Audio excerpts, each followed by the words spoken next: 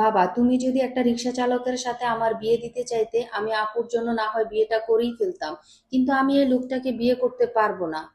বাবা কথা শুনে চুপ হয়ে গেল। চুপ হবেন না বা কেন? বিয়ে বাড়িতে কত মানুষ, আর তার চেয়ে বড় কথা, যার সম্পর্কে এসব বলছে সেও এখানে উপস্থিত। এই ছেলে তোর কলেজের টিচার, আর তুই তাকে রিক্সা চালকের সাথে তুলনা করছিস? বাবা, তুমি কি জানো এই লোকটাকে রিক্সাওয়ালার সাথে তুলনা করলে ঠিক না, আর যদি তুমি তা করো রিক্সা চালককে অপমান করা হবে। মিলি, কি সব বলছিস তুই? এমনি তোর বোন চলে গেছে বিয়ে না করে, আর তো তার মধ্যে তারা যে তোকে তোর বোনের জায়গায় নিয়ে যাবে সেটাই তো বেশি। তারা তো আমাদের এখন পর্যন্ত কোনো অপমান করেন নাই, বরং ভালোভাবে চেষ্টা করছেন যেন সমস্যা সমাধান করা যায়। বাবা, আমি এত কিছু জানি না, আমি এই বিয়ে করছি না, এটাই শেষ কথা। তখন মিলির হবু শ্বশুর এসে বলল, আচ্ছা মা, আমার ছেলেকে তোমার এত অপছন্দ কেন বলো তো?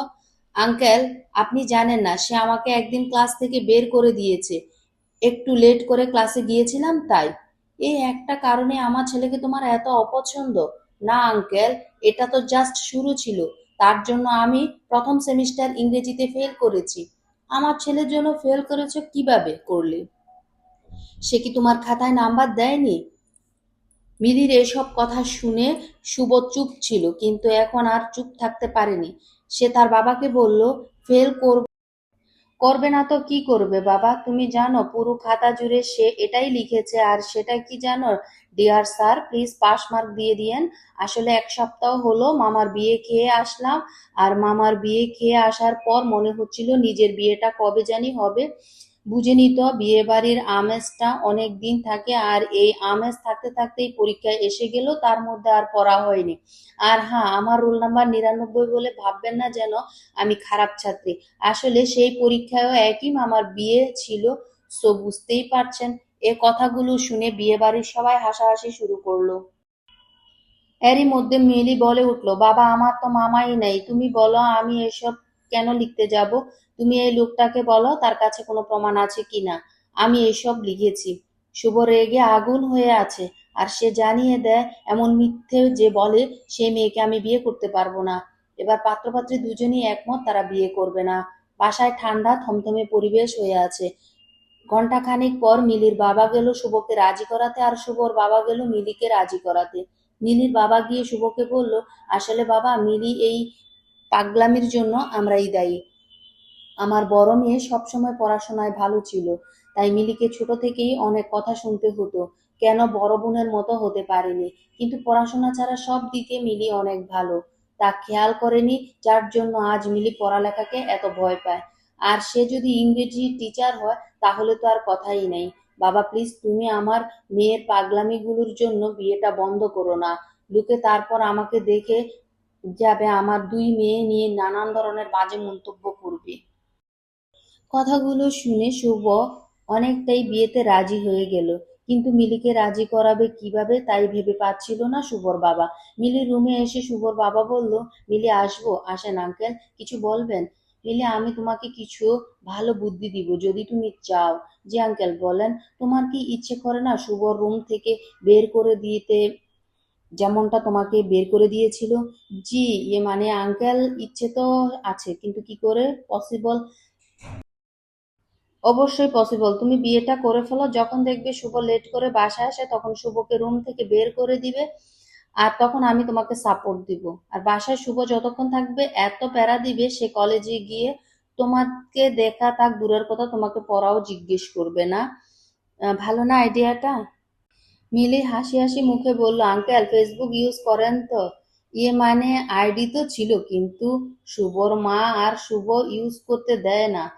তাদের মনে হয় এই বয়সে এসে ফেসবুক ইউজ করলে লোকে হাসবে। এখন থেকে ইউজ করবেন, এত ভয় পাবেন না। কি এমন বয়স আপনার হয়েছে যে বলেন তো?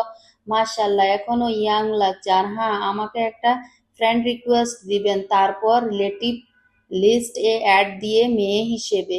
তার মানে তুমি রাজি বিয়ে করতে? জি শ্বশুর মশাই।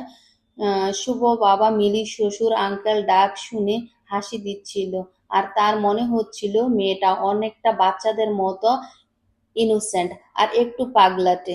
তার মিলিকে অনেক পছন্দ হয়েছে ছেলের বউ হিসেবে। শুভর বাবার বয়স হয়েছে ঠিকই, কিন্তু এই পাগলামিগুলা সে পছন্দ করে। সবার তো আর রোবটিক জীবন পছন্দ নয়, সেটা তো আর না। মিলিকে সে বলল, মিলি তুমি তোমার মতো করে একটু সেজে আসো তো। আচ্ছা শ্বশুর আঙ্কেল। নীল শাড়ি পরে, চোখে গাঢ় কাজল দিয়ে, খোঁপায় বেলি ফুল মালা পেঁচিয়ে মিলি সবার সামনে এলো। সবাই তো অবাক, এটা কোনো বিয়ের সাজ হতে পারে? কিন্তু মিলিকে এমন কিছু বললে সে তো বিয়েটাই করবে না, তাই সবাই চুপ। এভাবে মিলি আর শুভর বিয়েটা হয়ে যায়। বিয়ের পর মিলি একটা মিষ্টি নিয়ে শুভকে খাওয়াতে যায়, আর শুভ খাবে না বলে দেয়। মিলি জোর করে একটা মিষ্টি খাইয়ে বলে, করলা স্যার নেন মিষ্টি খান, আর আপনার তিতো মুখটাকে মিষ্টি করেন। শুভ বেচারা রেগে আগুন হচ্ছিল। মিলি মনে মনে বলছিল, করলা স্যার এটা তো মাত্র ট্রেলার ছিল, মুভি তো বাকি। এবার মিলি বিদায়ের পালা। কিন্তু মিলি তো কান্নাকাটি করছে না অন্য মেয়েদের মতো, বরং সে হাসি খুশি মুখে গাড়িতে উঠে যাচ্ছে। ঠিক তখনই মিলির বাবা শুভর হাত ধরে বলল, বাবা প্লিজ আমার মেয়েটাকে দেখো, ও একটু পাগলাটে স্বভাবের, আর ও কিন্তু মেয়ে ভালো। আর বাবা আমার মেয়ে তো পড়াশোনা কিন্তু এবার তোমার দায়িত্ব। আমি চাই না সবাই ভাবুক একটা অযোগ্য মেয়েকে আমি তোমার ঘাড়ে চাপিয়ে দিয়েছি।